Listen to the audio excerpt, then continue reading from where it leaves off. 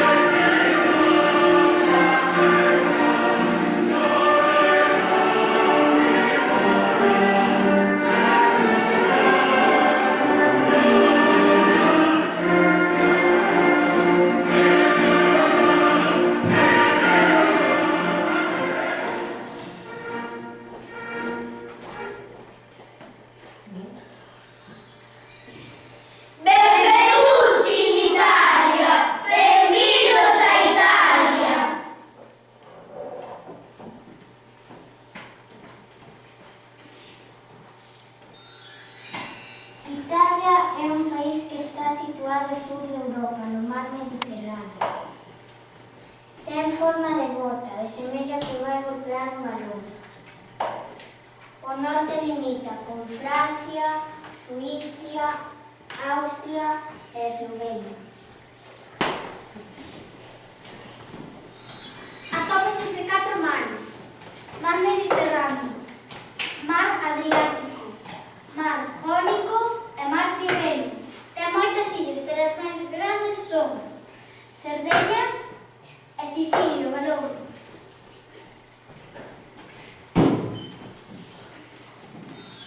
A capital de Italia é Roma.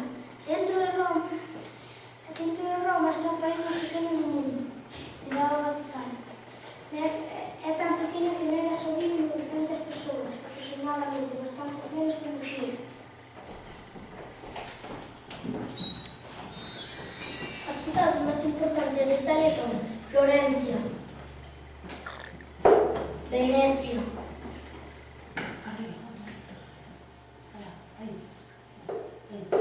Milán, Nápoles e Pisa. Todas elas son maravillosas, pero ahora imos viaxar a Venecia. Venecia está composta por 120 illas unidas a través de 455 pontes. Aquí podese ver o gran canal que atravesa a cidade. Como vedes, as rúas son moi largas e por iso casi non hai coches. Sabedes como fan para desplazarse? Desplázanse en vaporetos que son bastante grandes, rápidos, e en góndolas que son bastante pequenas,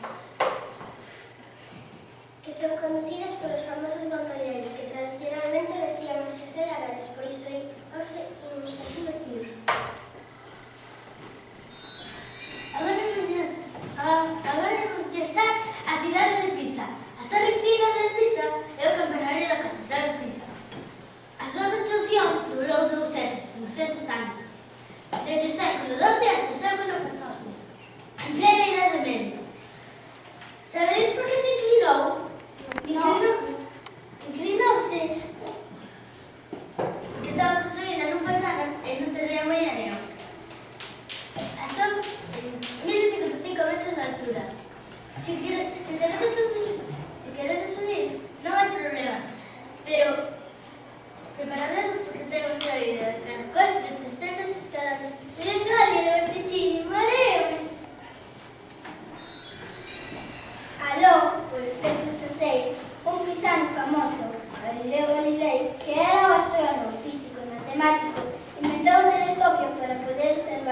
estrelas e os planetas. Meteron na cárcel por decir que o planeta Terra se move. O Papa dixolle que o deixaría libre e se justificaba e decía que non se move. Galileo dixo, vai, non se move. Conta a lenda que cando sacaron do cárcel, dixo entre dentes, e sen embargo se move, e non mentiu. Outro ilustre italiano foi Octavio Augusto, fundador do Imperio Romano. Naceu no ano 63 a.C., é dicir, no século I a.C. Os romanos apropiáronse de moitos territorios cercanos ao mar Mediterráneo, o que chamaban Mare Nostrum. Tamén chegaron a Galicia, ao que chamaban Galaecia. Aquí ligaron algúns importantes legados, como a Torre Hércules na Coruña ou a Muralla de Lugo. Alguno visitou algunha vez un monumento romano? No.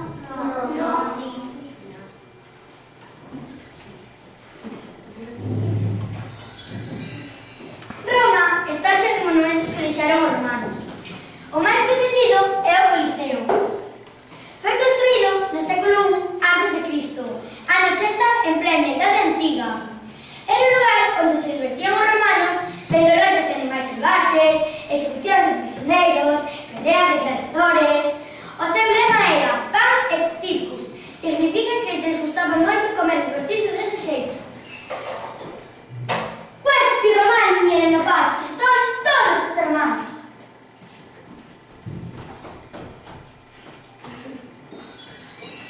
Nos séculos XV e XVI, en plena idade moderna, tivo lugar o Renacemento, unha época na que enormes artistas pintaron grandes obras de arte. Un dos máis importantes foi Leonardo da Vinci, pintor, poeta, inventor e filósofo de Florencia. Naceu no ano 1452, morreu no ano 1519, que vedes o seu autorretrato. Leonardo da Vinci pintou a famosa Gioconda ou Mona Lisa. Este cadro atópase no Museo do Louvre en París. Como era un xenio, tamén inventou diferentes artiluxos, como a primeira bicicleta que se confeccionou moitos anos despois.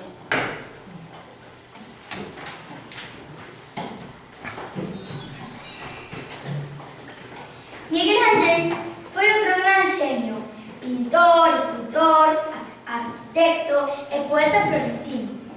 Pintou a Capela Sixtina do Vaticano. Aquí tedes un anaco, a creación do mundo. Tamén foi o autor desta magnífica escultura, o David, que era un personaxe da Biblia que venceu a Goliat. Podemos velo na Galería da Academia de Florencia. Está realizado con un enorme bloque de mármol, mide 517 centímetros, un pouco máis de 5 metros. É máis alto que o teito desta clase e pesa 55 toneladas, uns 5.000 kilogramos. Mamma mía!